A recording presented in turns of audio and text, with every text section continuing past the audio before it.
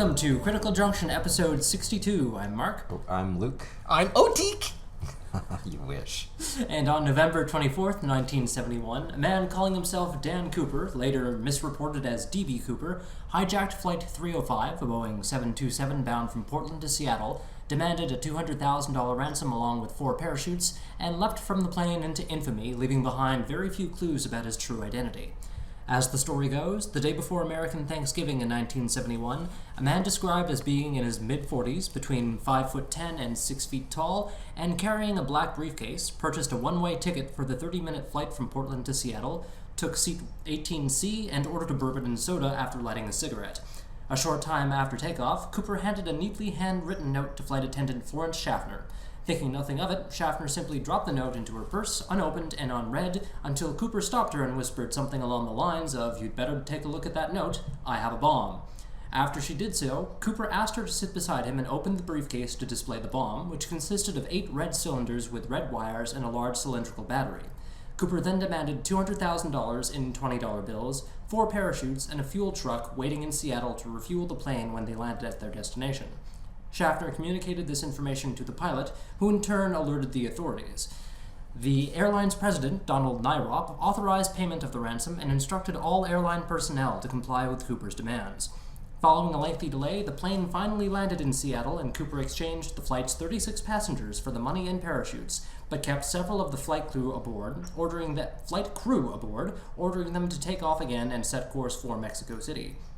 A short time after 8 p.m. that evening, somewhere between Seattle and Reno, Nevada, Cooper jumped out at the back of the aircraft with a parachute and the ransom money and vanished into history, leaving his ultimate fate and identity a complete mystery. In 1980, $5,800 of Cooper's ransom money was found by an 8-year-old boy on a camping trip. The FBI began an immediate and extensive investigation of the hijacking that lasted 45 years. According to the Bureau, quote, "We interviewed hundreds of people, tracked leads across the nation, and scoured the aircraft for evidence. By the 5-year anniversary of the hijacking, we'd considered more than 800 suspects and eliminated all but 24 from consideration," end quote. So, who was D.B. Cooper and what became of him? Many conspiracy theories abound, from the mundane suggestion that he died in the fall to the more ludicrous, like he's actually the disaster artist himself, Tommy Wiseau. Which hypotheses are worth considering and which are pure bunk? Let's talk about that, shall we?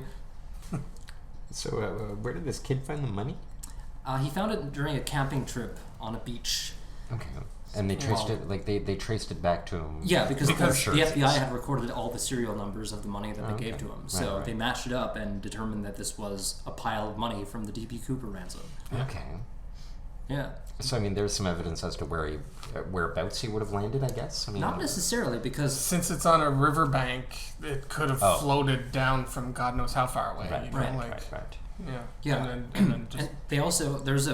There's a website out there of a bunch of citizen scientists and people who launched their own investigation with the help of a retired FBI agent, calling themselves citizen sleuths, and they did an analysis on the rubber bands that bound the bills, right? And they determined that the rubber bands would have deteriorated less than a year after they were put in the ground. So there's no way, like, it's just the time frame doesn't work for it to have been buried that long.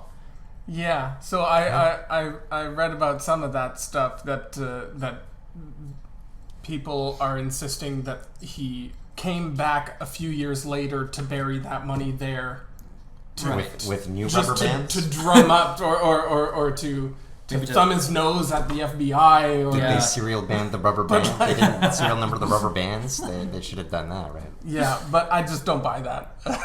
Yeah, I mean, I have rubber bands in my home that have been there for 15, 20 years. Right. And they're fine. After they've been exposed to sand and rain. Depending on the quality, some of them like just Well, yeah, as soon as you're using them, basically they start but deteriorating. if you just let it sit there, my dad had this like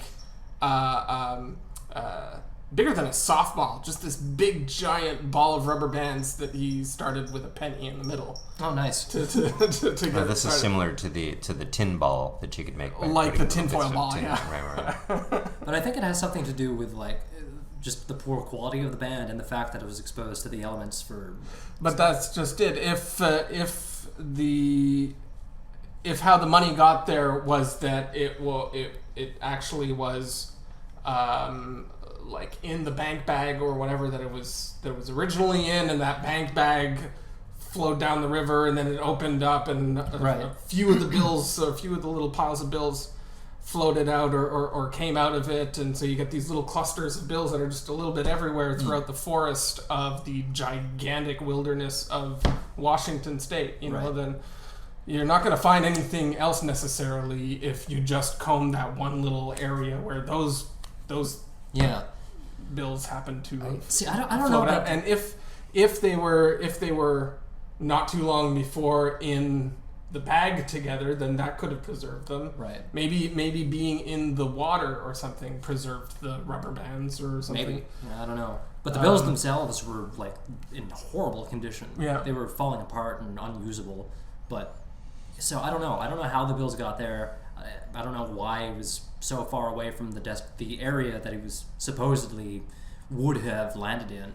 So that's another thing. Like they never found a body, or the chute that he left with. Yeah. Which is really weird. Right, and the chute is much easier to see than some bills. You know. Unless he never opened it. Unless he jumped out in the middle of a winter rainstorm. That's true. Yeah. In the middle of the night. What the bills do tell us is that something did not work out for the guy because he doesn't have his money. Yeah, Quite possibly, yeah. Because first of all, why would he decide to just give up a chunk of his money by going back to some random spot in the middle of the forest and burying it and hoping an 8-year-old kid will just happen along to find it and dig it out of a beach? Yeah. I mean, the chances of somebody finding it are just so small. I mean, they only found it because they went camping and they found this beach and they wanted to dig out a fire pit. And I mean, the chances that someone would dig directly where you're hiding money to be found, it just doesn't make any sense to me. Yeah, that whole theory. I do like the idea though that they really just returned the damaged bills and they kept the other bills because they were still in pretty good shape. So this is basically D.B. Cooper getting rid of his garbage. So this was the other thing that bugged me as I was watching these like videos and stuff and little documentaries about D.B. Cooper. Is they kept talking about the money never going back into circulation, so they know it was never used. Mm-hmm. And I'm just wondering, how often does money necessarily go back to a control where the serial numbers on it would be logged? Because it seems to me a lot of money that goes out into circulation could end up for decades just staying, quote unquote, in circulation in somebody's safe.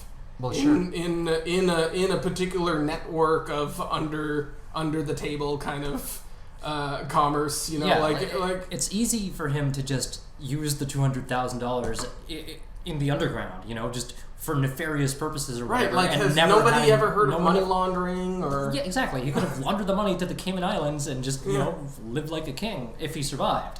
Right, but like you were mentioning before, he jumped out of the plane in the middle of the night in November during terrible weather and horrible visibility. First of all, why would he pick that time frame for pulling off his plan? The Thanksgiving long weekend, right? Yeah. You're thinking it's just like he had an extra day off that weekend? I got some time. I was just remarking on the fact that it was the Thanksgiving long weekend. But like one of the hypotheses about why he did that is to throw off the whole missing persons thing. Right, like if he happened to not survive, and well, no, actually he disappeared, and nobody phoned in a missing persons report. So that's like the time frame of doing it then would tend to lean to it would lend itself to that kind of logic. But what I'm saying is his plan involves him landing in some random spot in the middle of the gigantic wilderness of Washington. Right. And so he's got to know that he's going to have to survive and make his way through that wilderness until he finds a road or something. Right, and he jumped out in a suit and top. Well, in loafers. Loafers. Yeah, what kind of evidence is there that it was well planned out? That's just it. Like some people think that this guy had to have been a genius to pull this off. but it seems like a lot of the story just points to him Not being a kind genius. of bumbling into actually getting the $200,000, but then, like at the back of his mind during this whole thing, he could have been thinking, "Holy crap, I'm pulling this off." I right? can't believe this is working. And then as soon as he drops out the back stairs, the stairs of the back of the plane, then he gets like sucked out by he's like, "Oh shit!" I did not think this through. The woman looks at the note later. It just said, "I need to pee and I'm shy," or something like that. It had nothing to do with the theft. And he's like, "You know what? I'm gonna fucking rob this place." Kind of thing. Just makes it up all spontaneously. Yeah. Look at him now, famous. Famous. The eyewitnesses described him as being calm and polite during the entire thing. Right? He looked professional in what he was doing. He didn't look like a $2 criminal or whatever. Yeah, and to some extent, it seems he did know something about flying because of the instructions he gave them for the second flight when he had them go up and he said, "Okay, I need you guys to keep the landing gear down, have the flaps at a 15-degree angle, remain below 10,000 feet." Okay, so he did know so some he knew stuff. something about He knew it. I don't know. some stuff about it. Maybe he did like the 1971 equivalent of a quick Google library of things to do to slow down a plane. I don't know. That and he also recognized the topography by sight alone at one point. Oh, did he? Okay. Yeah, like he looked out and that looks He like looked out. he looked out a window and he's like, "That looks like Tacoma, Washington," and it was just by he eyeballed it and determined where they were. So. Which brings me actually back to what you had said about the money that was found. You said it was found outside of the zone, the drop zone, quote unquote, that they thought was most likely. But at the same time, they also said that they were actually searching an area that involved 4 different states.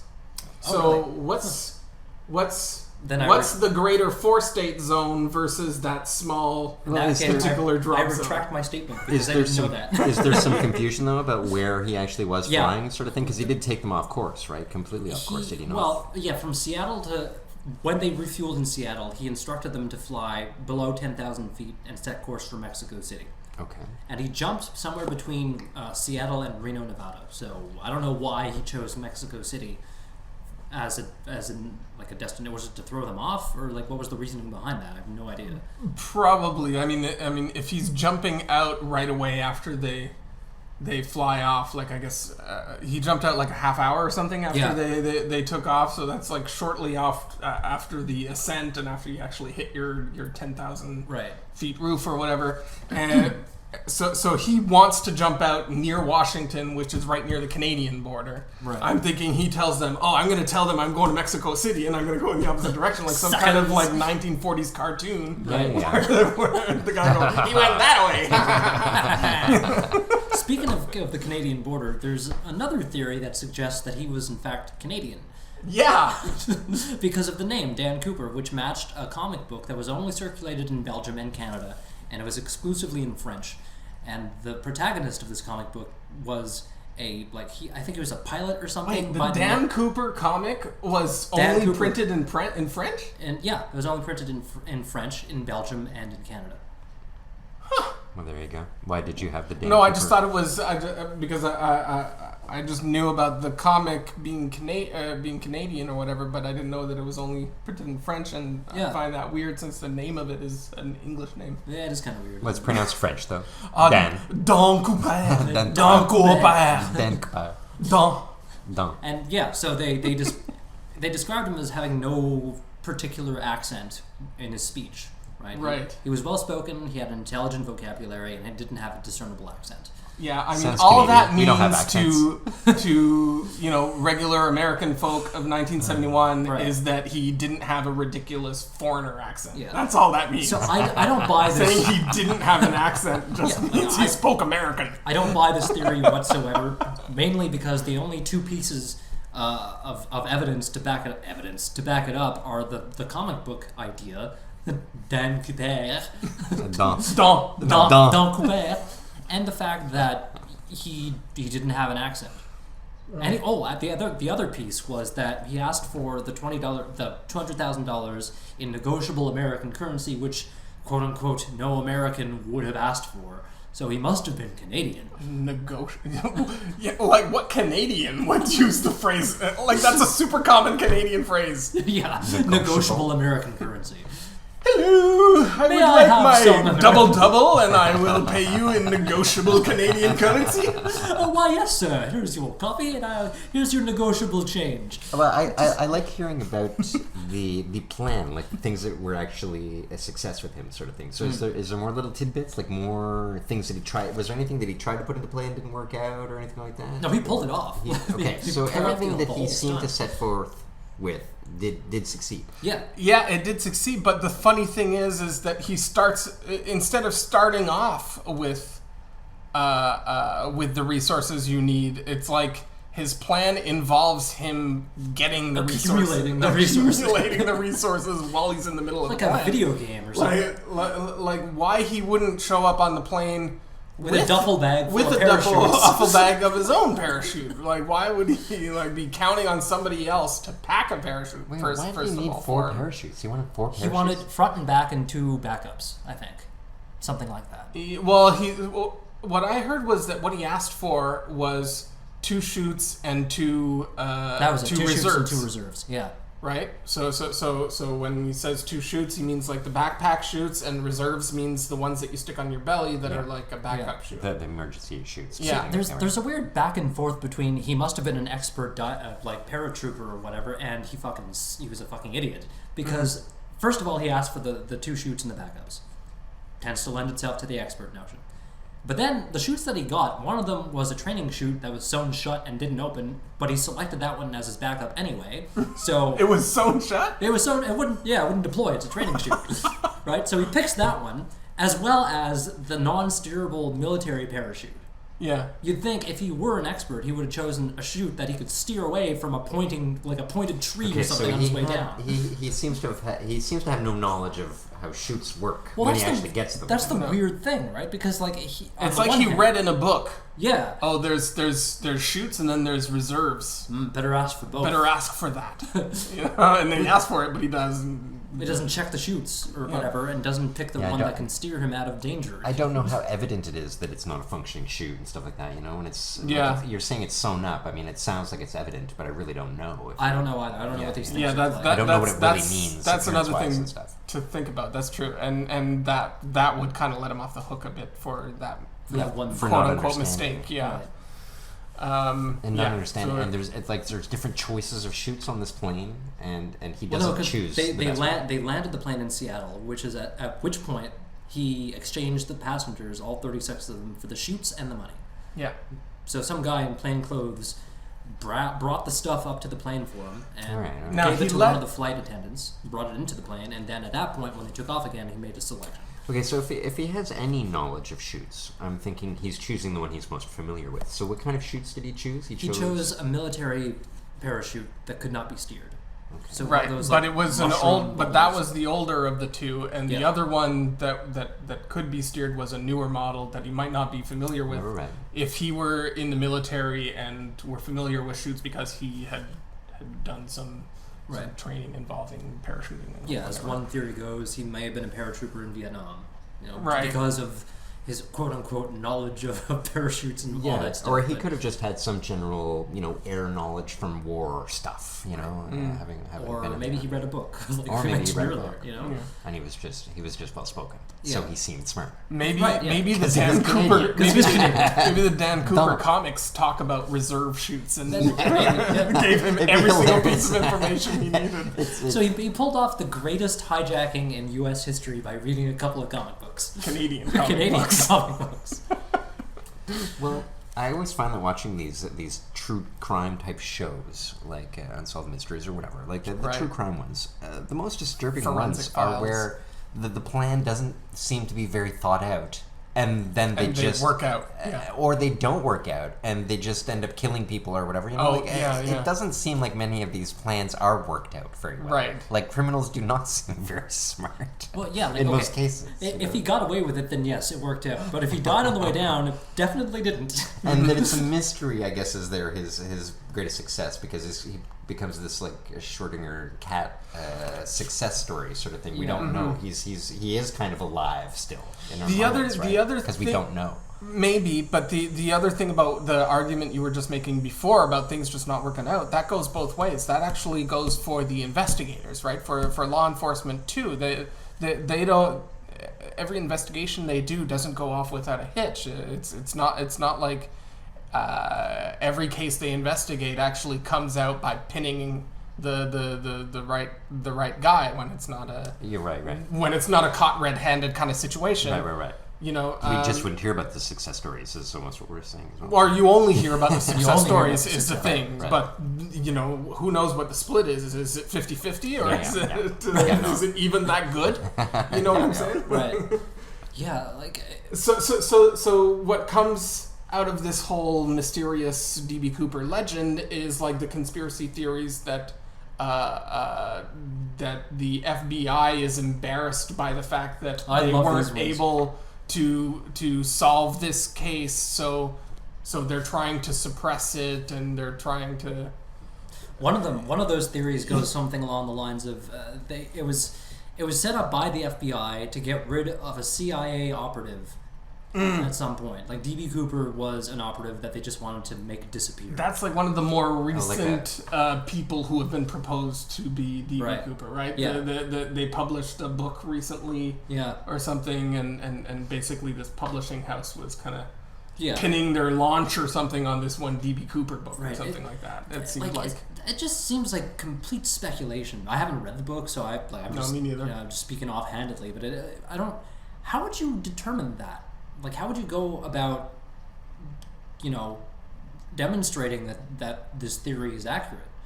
Yeah, so it seemed like the biggest part of the evidence that they had was these recorded conversations between this guy who was apparently some CIA operative at some point in his life, and his buddy, who he at some point at some other point in his life he decided, okay, I'm gonna tell you about me being D.B. Cooper. See, that's the thing. Like, there have been so many D.B. Cooper confessions throughout the years. And people they've confessed on their deathbed to their wife or whatever. They've sent in all these letters to. No, that actually happened. It happened to, like, I can't remember the guy's name, but he, on his deathbed, he told his wife, "I have a secret to tell you. I'm D.B. Cooper," and then he died. Like, it's that's about as credible to me as the people who do past life regressions. Yeah. And all, for some reason, seem to be Cleopatra. Or Napoleon, or whatever. Those are just the past lives you remember. You just don't remember the other ones. But why is everybody Cleopatra?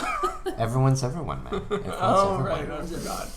Yeah, I forgot. There have been those deathbed confessions. There have been letters sent in to newspapers across the U.S., letters to the FBI, all of them claiming to be D.B. Cooper, and none of them are at all credible. There's apparently hundreds of people that were. How would you be able to prove it, though? Really, I guess you could have the bills and be like, "Here, I've got the bills," kind of thing. How else could you do it? I mean, we can't go by memory and witness or anything like that. The only evidence that I heard about is just people talking a good game. That's what the evidence amounts to.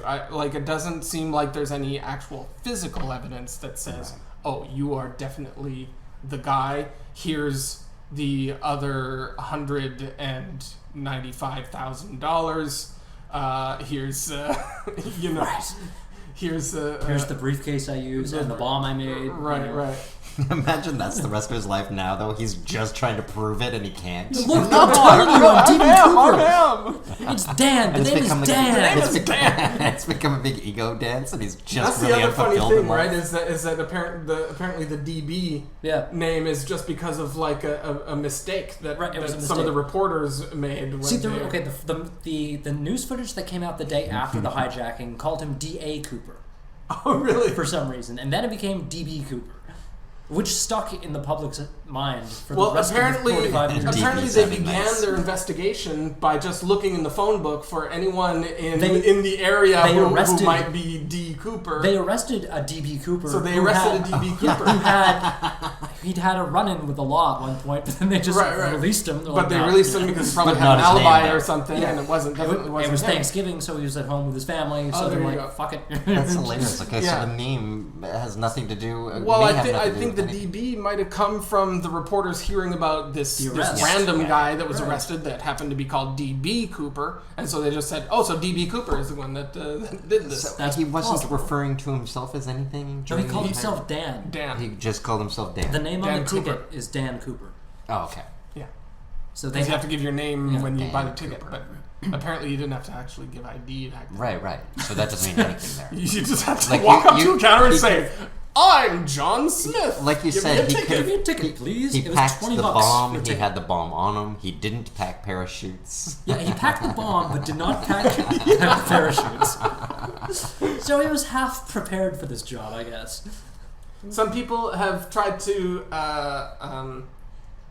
point to his cleverness by saying that. So he asked for 4 parachutes so that they wouldn't know whether he meant those chutes just for himself or for the entire crew, right?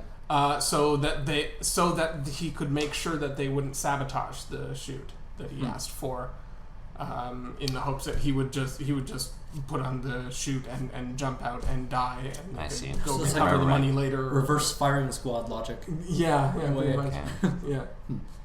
Well, let's talk about the evidence and then the investigation. Okay. So the evidence that was left on the plane consisted of a JCPenney clip-on tie and a bunch of cigarette butts, plus some fingerprints. Right. Okay. I love that. I love the image of the clip-on tie. Yeah, I know. Right? That's awesome. It's so funny. Well, it gives you a sense of pretend or salesmanness, or right. like it's just an image here. It's not the real deal. Complete I don't know. Facade. or maybe clip-on ties were. Yeah. What year was this? 1971. 71.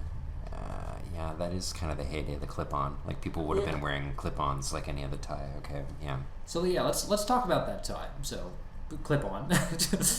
They found some DNA evidence on it, but they couldn't really do anything with it because there's no way to prove that the DNA on it actually belonged to him. Right, and also that they didn't keep like DNA samples or databases. Who are they going to compare it to? Criminal or whatever. Yeah, and they certainly didn't have the mechanisms to share DNA, even if they did get some DNA. Right. Like they, from one state to the next, no one knew about it. Like so, the DNA thing way easier to get away with crimes back in the day. Yeah. It seems, so DNA evidence is kind of a bust. But what they did find more recently were some microscopic particles of different metals, one of them being titanium. Yeah, right. And a couple of other rare earth metals, like bismuth or whatever, that at the time were only used at the Boeing plant on their supersonic project.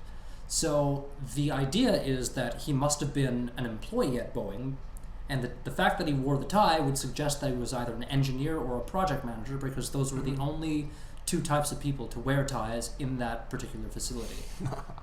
So and that's why he would have the knowledge to ask for that particular model of plane, to know about the way the back stairs go. And, But it seems to me, if he were either an engineer or a manager at Boeing, why not just sit that one out? You've got your retirement all set up for you. You're at Boeing. You've got a really good job. Like, you can retire peacefully. Unless he had been laid off or something. So, I don't know. Well, I mean, and you're saying that they found these metals or whatever on the seat or in the area around? On the tie. On the tie on the tie itself. Yeah. I see. And they were. But I mean, how many people have handled that tie in the 50 years since then? Well, they were embedded in the fibers? Yeah, in the fibers. And they're also microscopic, so it's pretty hard to just get there by accident. That's pretty specific with those metals. It is specific, which is why they're pointing at the Boeing thing, because at that time, only that type of industry was using those types of metals. They're like, titanium was really, really rare in the 70s, for one thing. So was bismuth and whatever the other one else was. Huh. Yeah. So they also found some trace elements of different chemicals on there, which might suggest that he could have worked in a chemical or metal treatment plant. So if they wanted to narrow their search a little bit, they could start with those and go from there. Well, yeah, it sounds like it. But the the file was closed in 2016 after 45 years of the investigation being over. Well, just not interested anymore. Like, it's costing them more at this point than... Oh, yeah, they've spent way more money than the $200,000. Like, they're just trying to sell the case to not look like idiots. Well, allegedly, by the time by 2011 or something, the case file was 40 feet tall. What? Allegedly. There was just so much information. Well, I mean, and this was back in the days of tall files, right? No, but it's true, though. Like, they were getting people with tall files and scaring people with tall files. 2 notes on the tall files. So I found that interesting. I think of all of the really cool things to That's logic the one together, piece of physical evidence exactly. to actually be usable. It narrows down the scope to think that this person, whoever he was, at least passed through these small areas of things. or regularly came into contact with that type of material. To have it embedded in his tie. One thing that I found frustrating is that in most of the main media documentaries about D.B. Cooper that I saw, they always go on to mention this one particular other suspect that had done like a copycat. Oh yeah, that guy. But there were like 8 of them or something who did copycat hijackings or skyjackings in the year following D.B. Cooper. And there's this one in particular that they keep mentioning in all of the documentaries as being the likely guy who actually... I think the reason why they keep going back to that guy is because it was virtually identical to what Cooper did. And he also got away with it up until they caught him and threw him in jail. Until he didn't. Yeah, until he didn't. He got away with it, got caught, escaped from jail, then died in a police shootout. Yeah. Man, that sucks. So what all the details were out in the public, I guess, were they not, at this point, about the See, that's the thing. case? I'm not sure, but I would assume so, just based on the time frame. So that's the thing. Like, this guy, he's not even the first of the copycats following the D.B. Cooper incident. He does his thing in April, while there was already 2 in January, I think, and I think 1 or 2 others before this guy in April. Right. So by that time in April, that the D.B. Cooper incident wasn't a secret. Like, the media was there that very same day asking the crew questions, and it was a big story. So there's a lot of details that were already right out there, and so most of the details that they say match from this guy's plan are reported details. It's not like he confirmed that only he could be the guy because he was doing stuff that only D.B. Cooper and the police knew about. Right. Yeah, and that's the counter argument to what I was just saying, right? They point back to this guy because it was virtually identical. Yeah, but it's virtually identical because he was a copycat, and all those details are readily available. Yeah, it was a how-to manual, basically. I think the only reason why why this guy sticks as being the one that everybody wants to say, oh, but he was the real one, and it's because they caught him.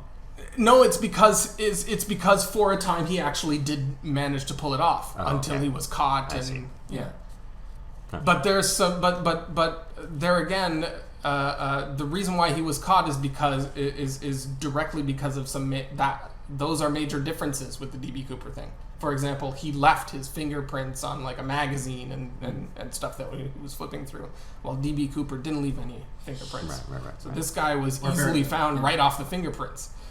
So there's things that are kind of bungling about this other guy that just weren't there. Plus, the other guy demanded $500,000, which is $500,000. Yeah, $500,000. Weird. Yeah. Yeah, I don't know. I don't know. You were gonna say something? I don't know. There's no photographic evidence of him or anything like that back in the 70s. Well, a big thing that we didn't mention is that like I think the big thing that everybody thinks about as soon as you hear D.B. Cooper, if you've been told about the story at all or seen about the story at all, is the composite sketch. Right.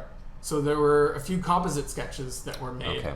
And like one with the guys just the guy's face and his tie, his black clip-on tie, tie. his clip-on tie, and the black tie, white shirt, black jacket. And the other ones with the sunglasses. And the clean cut, the clean combed hair and clean shaven face. And the other one is with the sunglasses. Right.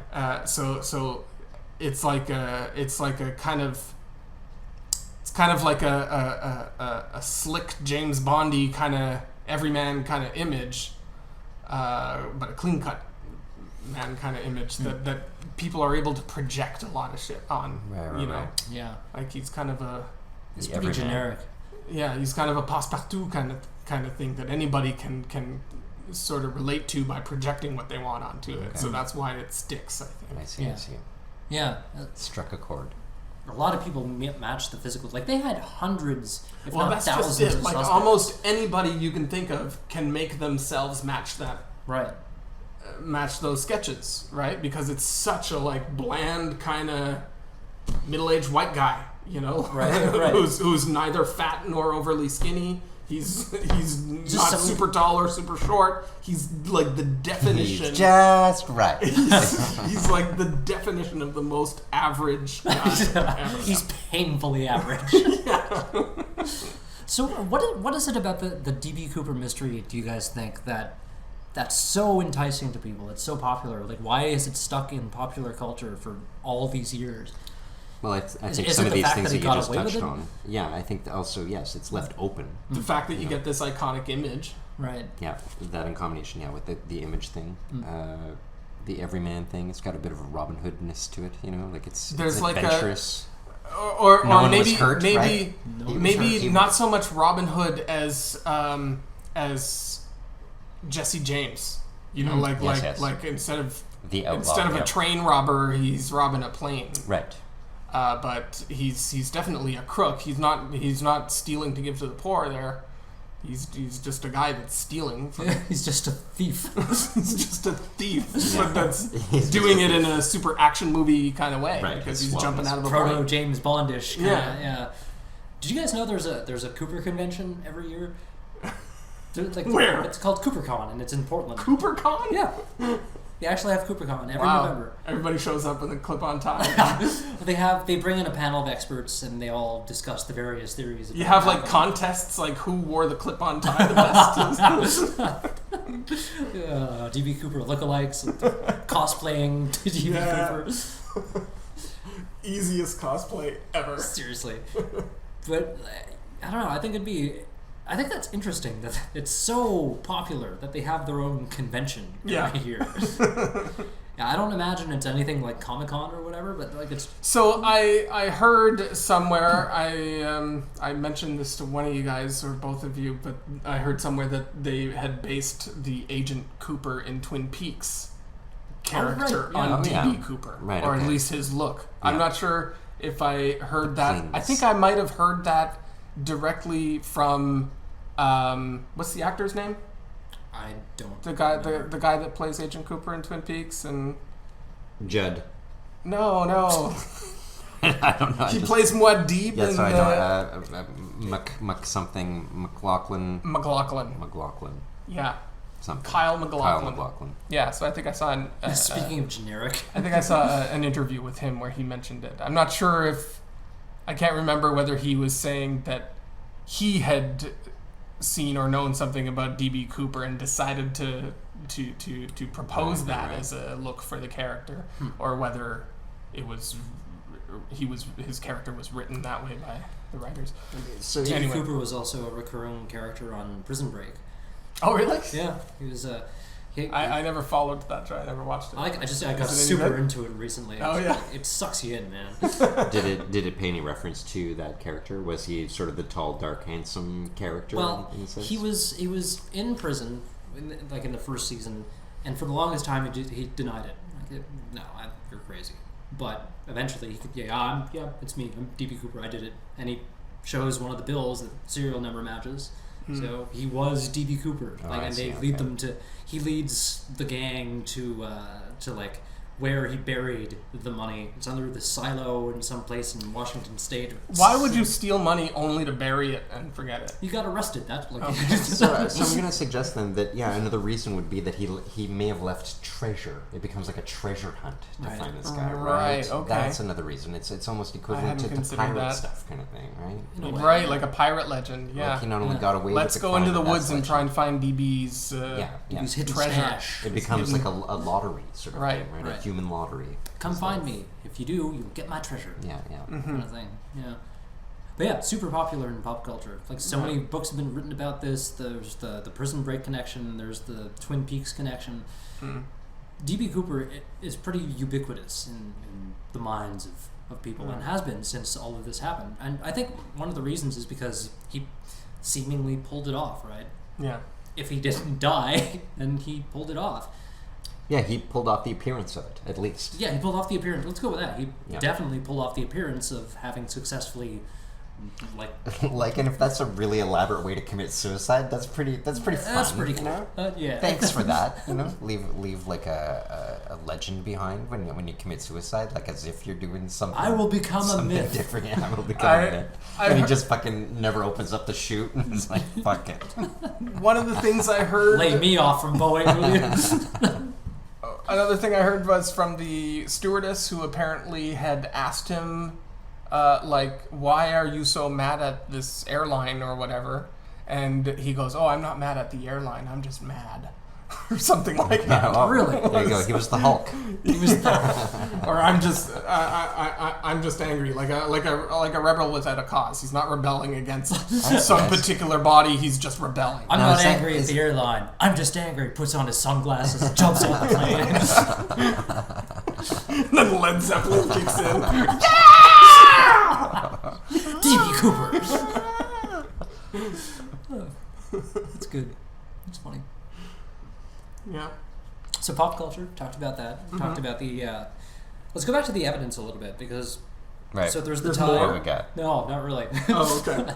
But he was that. See, that's the thing that makes people think that he planned this out really meticulously because he left behind very little evidence, right? Yeah. Aside from the clip-on tie and the cigarette butts, there's nothing else. So people are like, "Wow, he must have planned that out." Yeah, and that's another one of those things where it expects a kind of perfection in the forensic science and the investigators or in the amount of evidence that you think should be available or findable.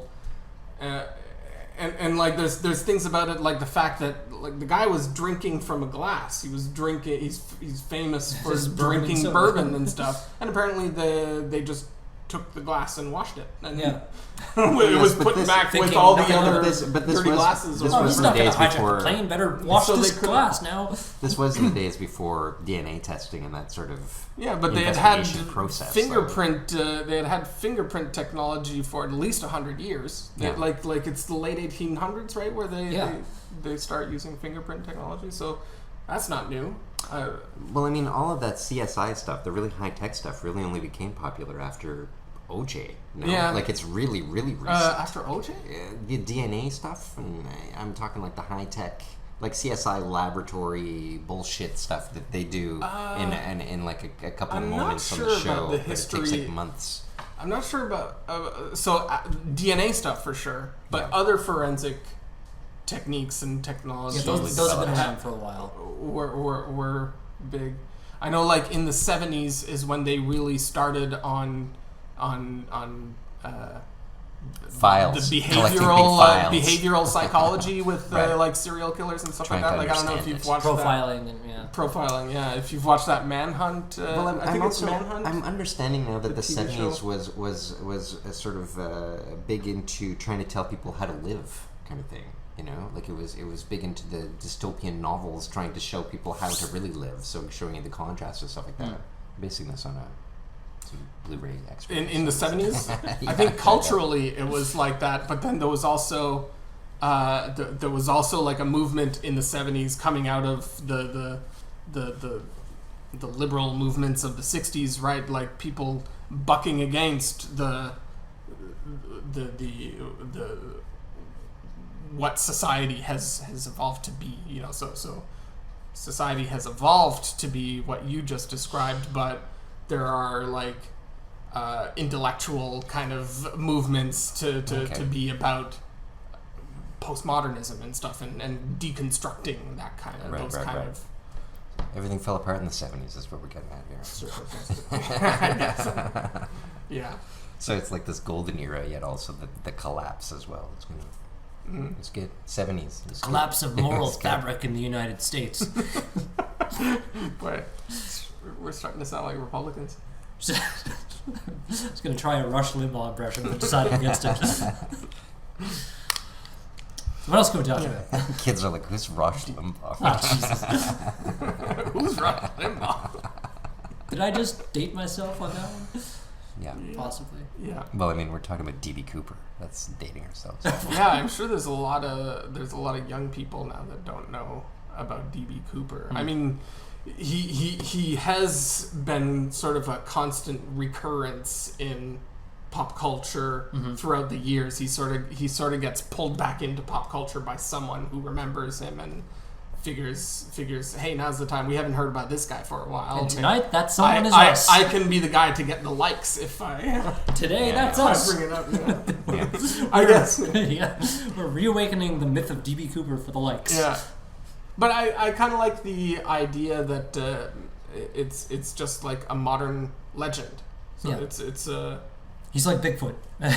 Yeah, it's like a modern day folk tale kind of thing that we've seen just kind of become. Right. You know, I don't know. I like that idea of the modern folktale. Like, it definitely has the tellings of one.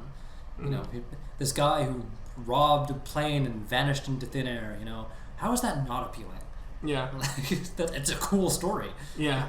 This whole thing is There's a story. fantasy that everybody has that they could get away with just getting rich by taking in one shot, like right, and getting away with it, a pile of money, living on an island, getting away with it, yeah, or something.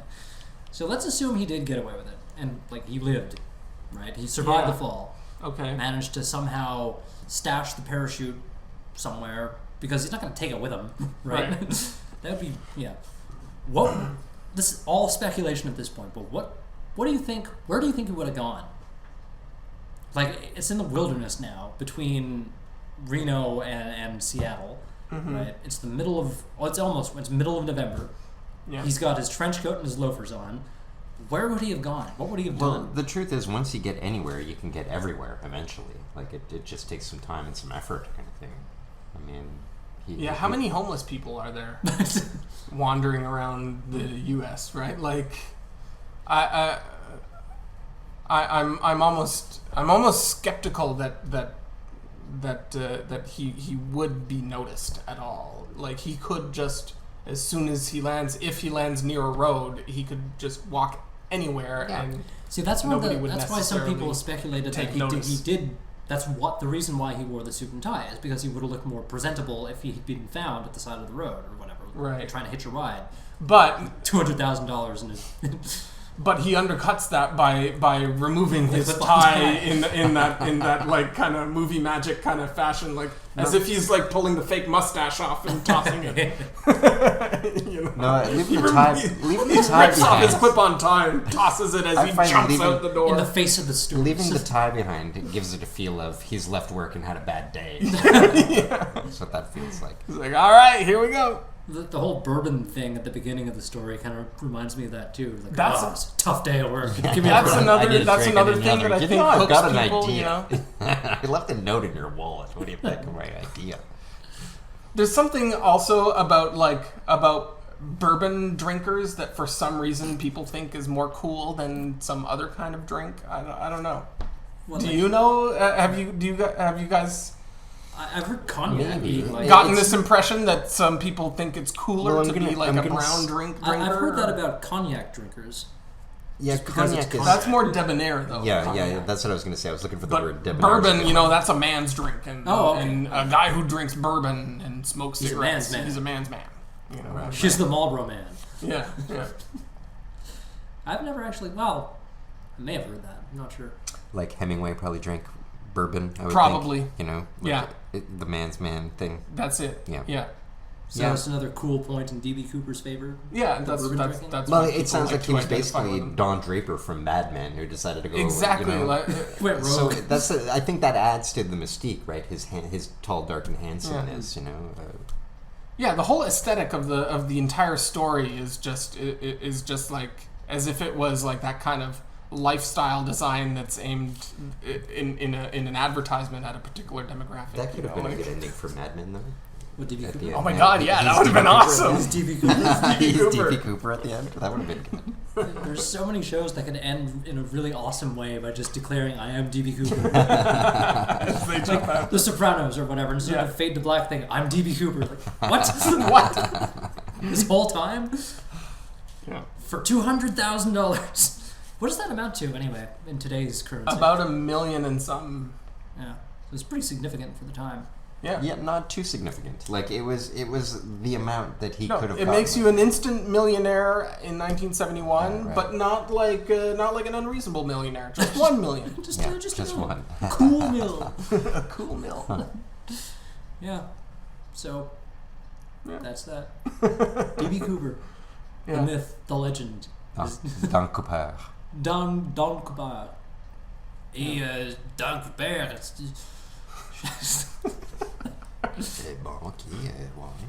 I wonder if you can still get those comics. I don't Cooper know. comics. I didn't bother looking it up. I don't know. We could look it I'll up check it and check it out. And, Hashtag I am maybe, maybe I'll order from Amazon. Yes, Monsieur Cooper. Don Cooper. So what do you guys think? I'm putting an end to that. Okay. What do you guys think? Alive or dead? I think he's dead. I think he just got sucked out of the plane and Plummeted to his doom. plummeted to his death. And he's just in the middle of a giant forest, and that's why. That's why a couple of crews of a few dozen people who are real keen to, like, I just don't get the idea that you think it's likely that you're going to find someone in the middle of the forest. So his decaying with a corpse couple has of been search hanging parties. from a parachute in a tree for 45 years. Yeah, or That'd be really I mean, funny. if he managed to rip the cord to get the chute out. Yeah. That image though is just hilarious. Never mind. Go ahead. Well, another thing is that as that plane was going, there were actually two jets, military jets that were scrambled that were following him. And so the only way they would have seen him is if he had deployed the chute, and they never saw that. Yeah, they said they never saw a thing. So they wouldn't have seen. They probably wouldn't have seen him in the dark and in the rain if he just dove out the plane and never managed to open up a big chute. Yeah, because again, weather conditions and visibility were just shit that night. So, what do you think, Luke? Alive or dead?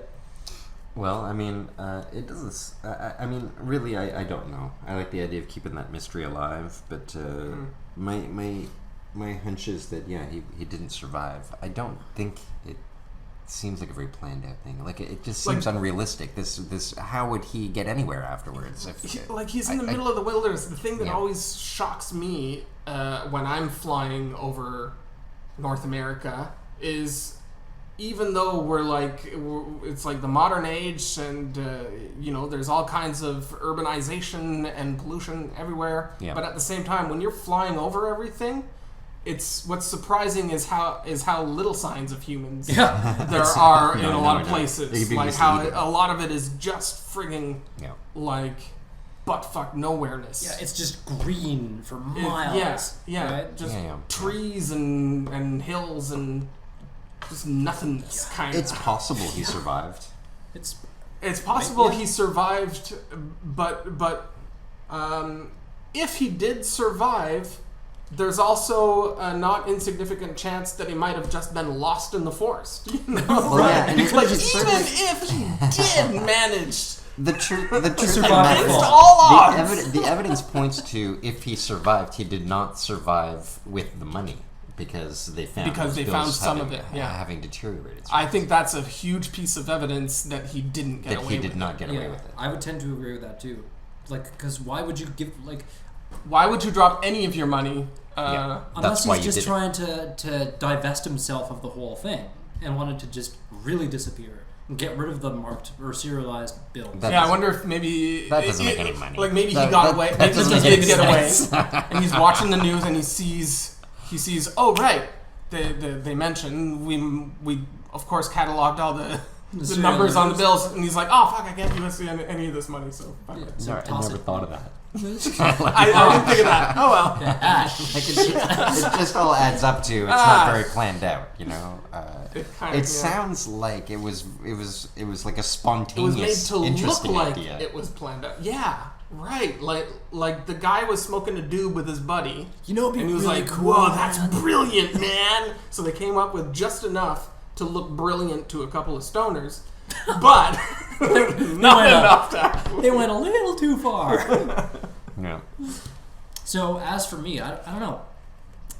If he did survive the fall, maybe he got eaten by a bear in the wilderness, and that's why he never found a body or whatever. You know. Well, in terms of the survivor, we're talking about the whole thing. Even if he landed without breaking all his legs and hanging from a tree and not getting jabbed in the face by branches and shit like that, he still has to get somewhere. Right. He still has to survive. Like, I don't know. To me, that him finding the money is the greatest evidence of him not surviving. At least the greatest evidence of the plan didn't work out the way he wanted it to. Yeah. For sure. Yeah. I don't know. Final thoughts on the DB Cooper mystery? I mean, hey, have fun with the deathbed confessions and stuff. Yeah, I guess just have fun with it as a modern folklore. Well, how old would he have been back then? He was 30s, 40s. They described him as in his mid-40s. Yeah, so he'd be, old at this point. Yeah. Old. Final thoughts, Luke? DB Cooper. That's my man. Word up. It's my boy. That's my boy. Okay, I'll take it. We're all nodding. Yeah. Okay. As for myself, yeah, it's a cool modern folk tale. It's a really... I like the aesthetic of it. Yeah, definitely. It's if you're going to commit suicide, be creative, kids. Yeah. Yeah. It's a fun story. Yeah. When you all aspects of it are just like, oh my god, this happened. This is a real thing that actually happened, and it persists in modern culture, which we're every now and then anyway. It's definitely more pull-offable today, like because you could land with like a GPS tracker so that away when you land you can orient yourself. The element of survival would be greater, but the element of being caught is also enhanced as well. That aspect of it is more probably get awayable. Like you can survive with a GPS, but the actual hijacking of the plane. No, that's right. You wouldn't be able to get on a plane with a briefcase full of something that looks like dynamite. And then land, get the money, and take off again. If he's a Green Beret sort of thing, then he's easily surviving that, is he not? That could be. Oh, you know what? Like, this is like at the tail end of a 10-year war in Vietnam, which involved a draft, so a lot of young men over that decade were trained in awful wilderness conditions. Right. Yeah. So, I mean, it's not like there's a real short list of people who actually could know something about what they're doing in the woods. And we don't know what he had on his person in his suit pockets. He could have had a compass in there. Not a parachute. Not a parachute. Not a parachute, apparently, but he could have had a compass, could have had a Swiss Army knife or something, a bucket of matches or something. Yeah. Well, he smoked, so he must have had a lighter. Was he not violent with the crew or anything? No, he was super polite. That's the other thing. So it was all just word like, "Hey, I'm hijacking it," like pretty much. Like Duke. Wasn't that? it was the bomb, right? He had a bomb. Yeah. Okay. Wasn't that Jesse James's shtick too? That he was kind of like a gentleman robber. Yeah. Like he was like, "All right, ladies and gentlemen, just handle." Sorry to interrupt your day, but this is a bank robbery. Right. Yeah, that kind of the thing. friendliness gets you remembered. The sure was nice by robbing us. Yeah. He was a jackass, but man, was he nice. So there's like a romantic thing about the polite, the scoundrel that doesn't mean you harm, but is going to get what he wants to take. He's Han Solo. Yeah.